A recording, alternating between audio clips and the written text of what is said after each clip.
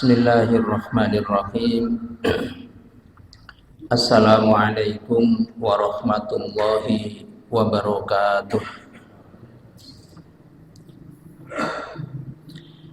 Alhamdulillah alladzi arsala rasulahu bil huda wa dinil haqq liyudhhirahu 'alad dini kullihi wa kafa billahi syahida. Asyhadu an la ilaha illallah wahdahu la syarikalah wa asyhadu anna Muhammadan abduhu wa rasuluhu la nabiyya ba'dah. Allahumma salli wa sallim ala nabiyyina Muhammadin wa ala alihi wa ashabihi ajma'in. Amma ba'du. Para jamaah, kita bersyukur kepada Allah yang telah membangunkan kita dari tidur kita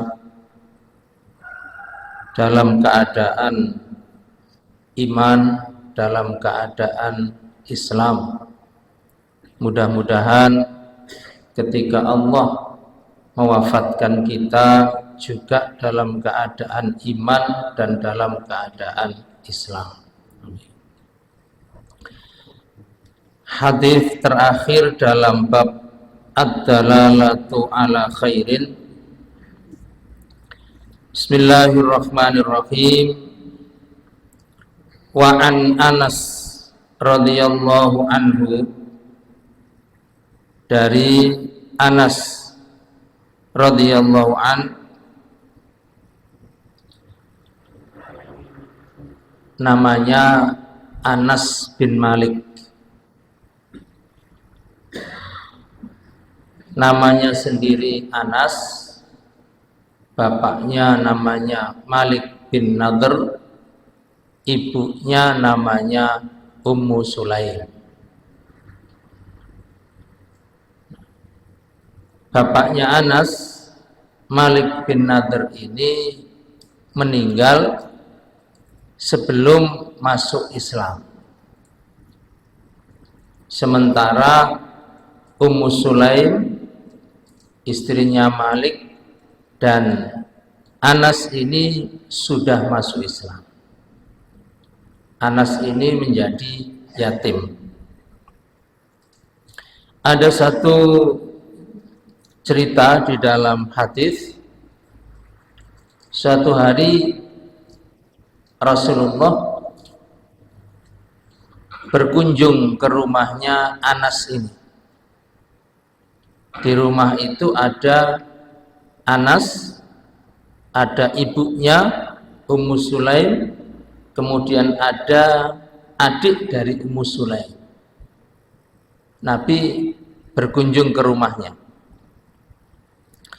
Setelah berurusan dengan mereka, ketika Nabi mau pamitan pulang, Ummu Sulaim ini minta kepada Nabi supaya Nabi sholat di rumahnya. Diminta, ya Rasul, saya minta jenengan sholat di mana saja di ruangan di rumahku ini, dan setelah panjenengan nanti sholat, bekas atau tempat bekas panjenengan sholat itu nanti akan saya tetapkan untuk musola di rumah. Nah, akhirnya Rasulullah kemudian mengajak mereka sholat berjamaah. Waktu itu sholat duha, tidak di waktu sholat fardu. Sholat duha karena ada dua laki-laki dan dua perempuan. Nabi menjadi imam, Anas ditempatkan di sebelah kanan beliau karena satu-satunya makmum laki-laki, kemudian dua perempuan di belakang mereka. Mereka kemudian sholat duha berjamaah. Setelah sholat selesai, mungkin Ummu Sulaim ini mumpung permintaan yang pertama tadi dikabulkan Nabi, minta lagi.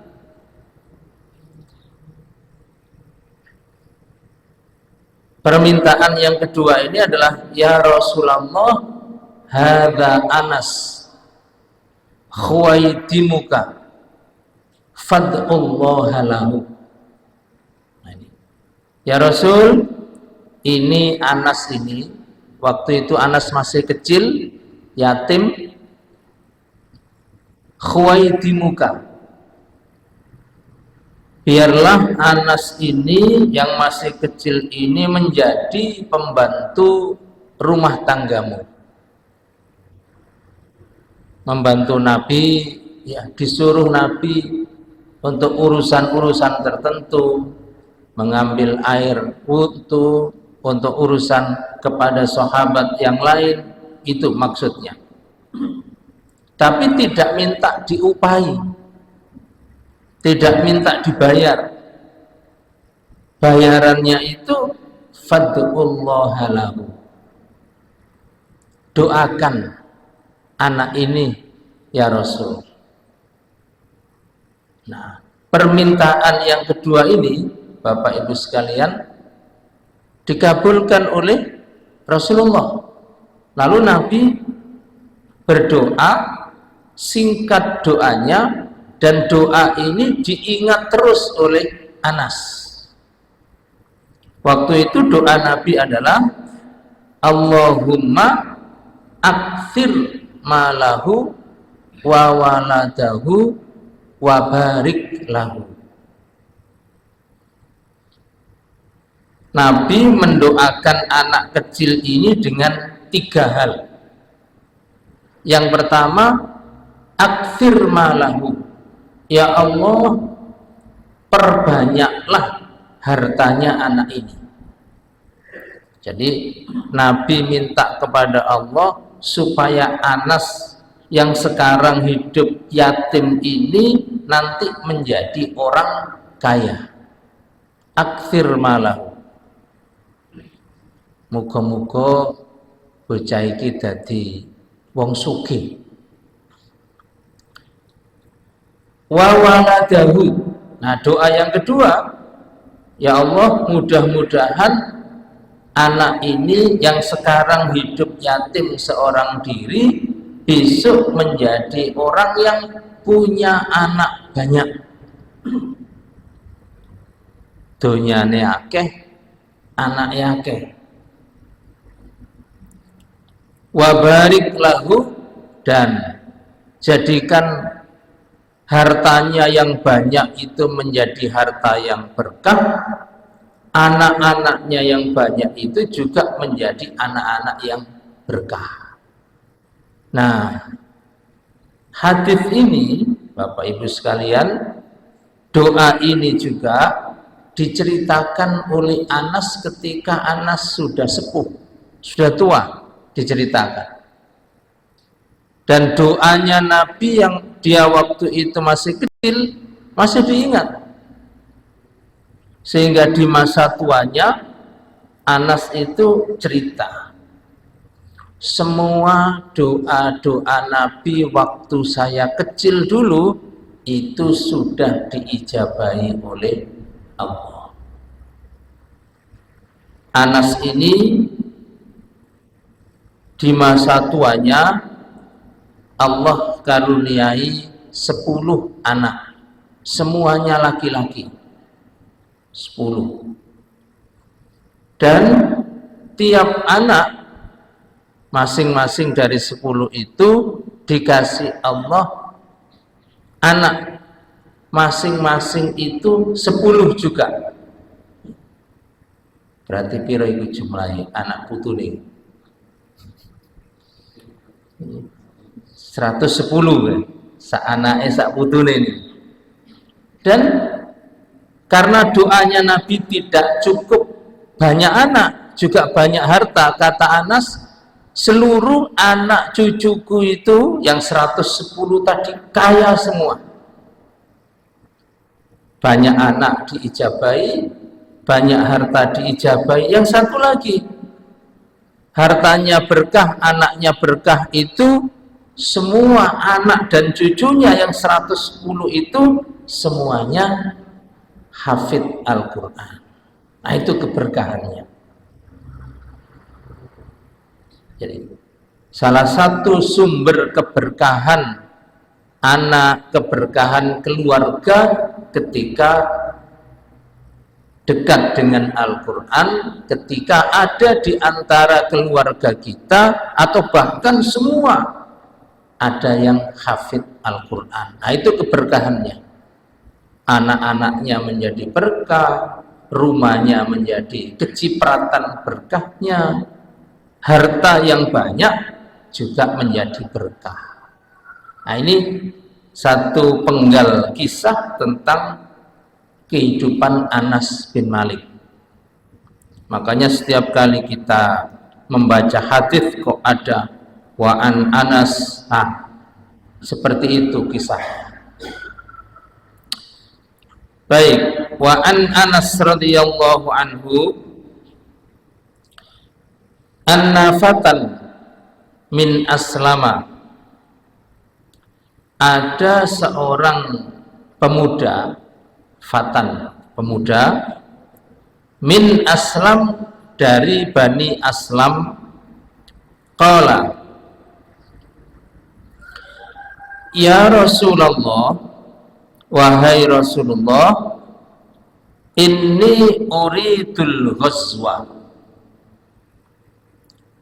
sungguh aku ini kepingin sekali al-ghazwa, ikut berperang.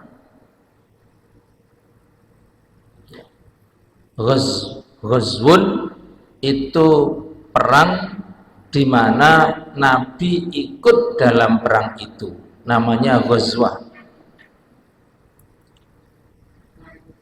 Ghazwatu Badr, perang Badar, Nabi ikut. Ghazwatu Uhud, perang Uhud, itu Nabi ikut. Ghazwatul Ahzab, perang Ahzab, itu Nabi ikut. Nah, tapi perang yang Nabi tidak ikut biasanya disebut dengan qital atau makrokah, perang yang Nabi tidak ikut di dalam pertempuran itu. Ya Rasulullah, sungguh aku kepingin sekali ikut perang. Tidak perang ya, jika ngantuk ada-ada.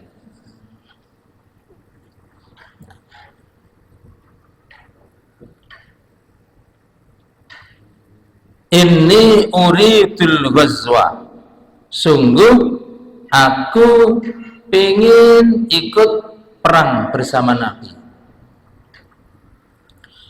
Walaisa ma'i ma atajahhazu bihi, cuma walaisa ma'i, saya tidak punya ma atajahhazu bihi, apa yang saya jadikan bekal di dalam perang ini. Sahabat kalau mau perang itu ya tentu satu senjata, pedang, panah, tombak, itu perlengkapan perang. Yang kedua, pakaian perang. Kalau di zaman itu ada topi, baja, ada badan atau baju yang terbuat dari baja, pakaian perang, juga sepatu atau yang dulu dikenal dengan khuf untuk perjalanan jauh di padang pasir,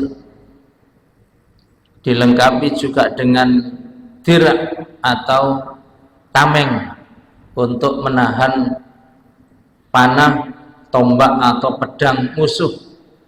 Itu perlengkapan perang. Ada juga termasuk perlengkapan perang kalau dia punya kuda, dia ikut pasukan berkuda atau pasukan yang jalan kaki. Itu perlengkapan perang juga. Ada juga perlengkapan perang itu sangu. Yang punya uang mungkin dibawa juga. Punya gandum untuk logistik perang dibawa juga. Punya unta yang dipakai untuk ngangkut barang atau dipakai untuk disembelih untuk dimakan di perjalanan di bawah juga. Jadi selain dia berperang fisiknya sudah dilatih, juga perang itu bawa harta. Itu yang dibawa. Tapi sahabat ini minta maaf kepada Nabi, kepingin ikut perang tapi tidak punya bekal perlengkapan perang. Gimana ini? Itu. Qala,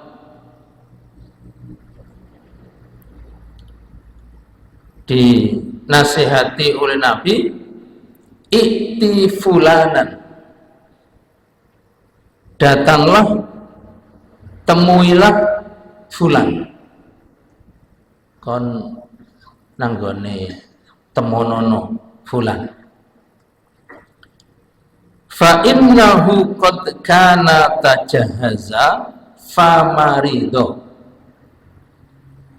sebab fulan ini sebelumnya dia sudah persiapan perang, sudah latihan, sudah menyiapkan kendaraan, sudah menyiapkan perlengkapan senjata, sudah famarido, tapi kemudian dia sakit. Wis siap kabeh, cuma mari ngono loro. Nah, sakit ini kan udzur, boleh tidak mengikuti perang karena memang ada alasan syar'i, yaitu sakit. Yang boleh udzur tidak ikut perang itu kalau sakit atau kalau cacat atau buta, itu udzur. Tapi meskipun begitu, banyak juga sahabat walaupun kakinya cacat satu seperti Abu Ubaidah ikut perang, walaupun buta seperti Abdullah bin Umi Maktum ikut perang. Banyak. Nah, ini sahabat disuruh Nabi ke sana, kamu temui saja fulan. Arek iku wis siap perang tapi tiba loro. Tahu kemudian pemuda ini mendatangi fulan. Faqala inna Rasulullahi, katanya dia sampaikan kepada Rasulullah, dia sampaikan kepada fulan tadi, sesungguhnya Rasulullah sallallahu alaihi wasallam yukri'ukas salam, titip salam nang sampean. Nah, ini juga sunnah. Kalau ketemu orangnya ya kita ucapkan salam, kalau kita tidak ketemu orangnya titip salam. Titip salam ya, sampai no salamku nang bapak ini sampean. Nah itu. Dan titip salam itu wajib disampaikan. Makanya kalau tidak siap dititipi salam, ngomong aja. Enak dititipi barang, ketok. Tapi dititipi salam itu kadang lali. Padahal wis janji, nggih insyaallah. Nah, Kalau memang tidak siap, disampaikan aja. Wah, ojo titip salam, paling titip duit air. Nah ini, Fatan ini menyampaikan salamnya Rasulullah kepada fulan.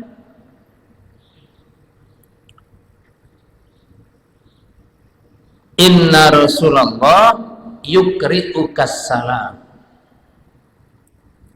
Nah, biasanya di acara sambutan, acara walimah itu biasa.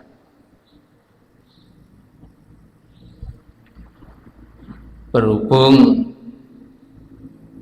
orang tua dari pengantin ini tidak bisa hadir, hanya bisa titip salam buat keluarga pengantin putri dengan ucapan Assalamualaikum warahmatullahi wabarakatuh. Ono tambahani. Nah, padahal sing titip mau yo gadik Assalamualaikum ngono. Sing titip mau titip salam ya sampai sampaikan aja. Seperti fulan ini mendapat salam dari Fatan.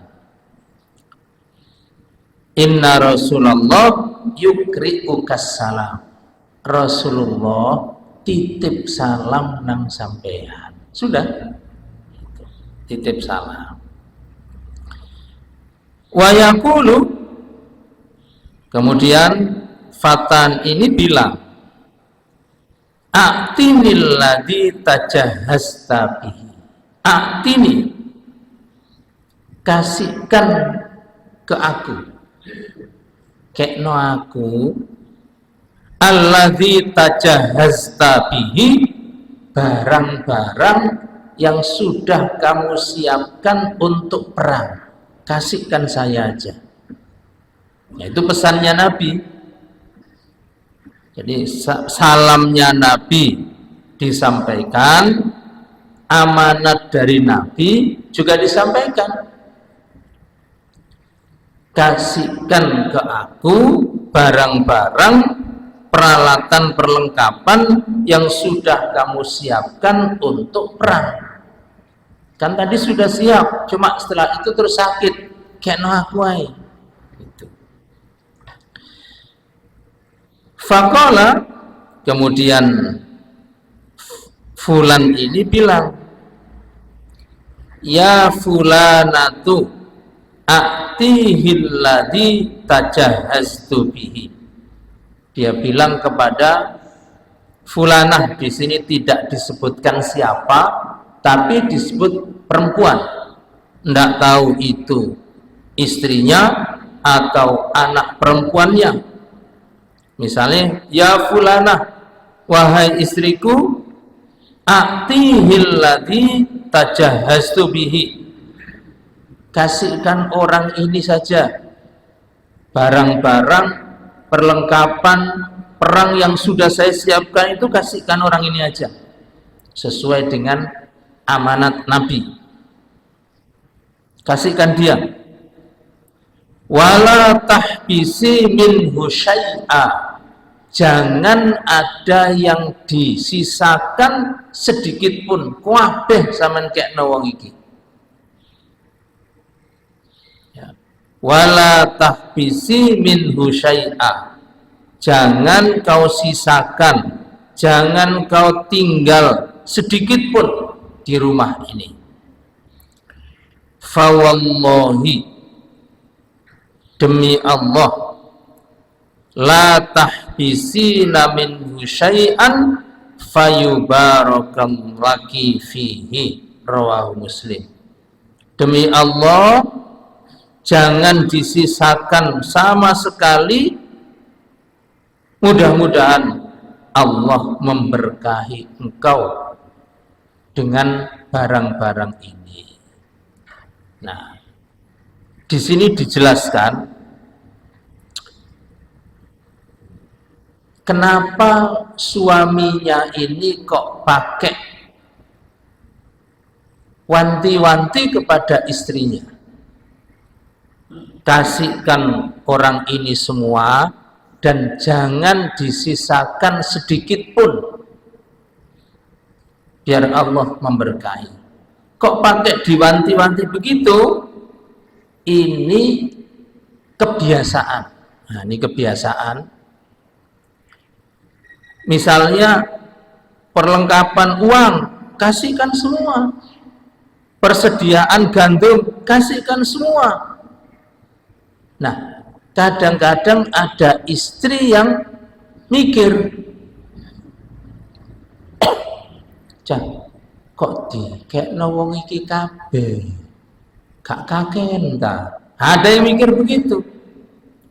Kok dikekno kabeh, nang sing jagane mangan masa awan opo? Sing jagane nek perangi Rasul iki suwe terus dewek kentekan gandum terus mangan opo? Kebiasaan ada istri yang mikirnya begitu, sehingga tidak dikasihkan semua, disisakan sedikit jagane engko, atau disisakan sedikit jagane meneh. Ini suaminya ndak mau. Wis ta kekno kabeh, insya Allah keberkahan akan Allah berikan kepada kita. Nah, itu maksudnya hadis ini, rawahu Muslim.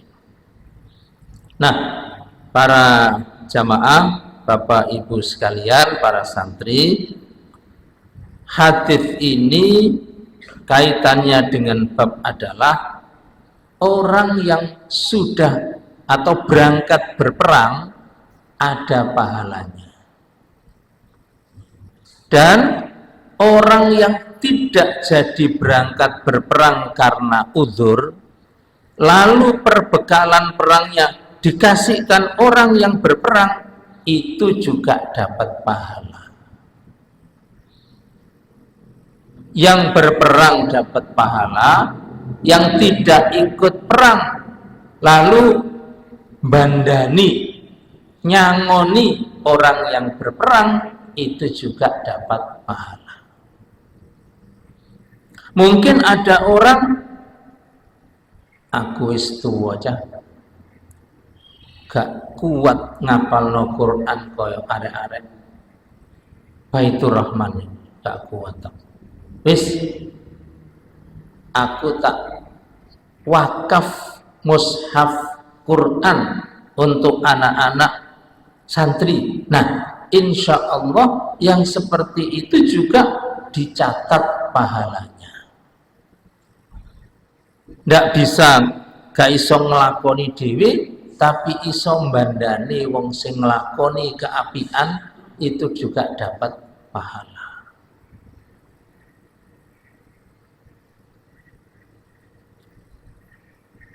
Aku durung iso haji, durung iso umroh,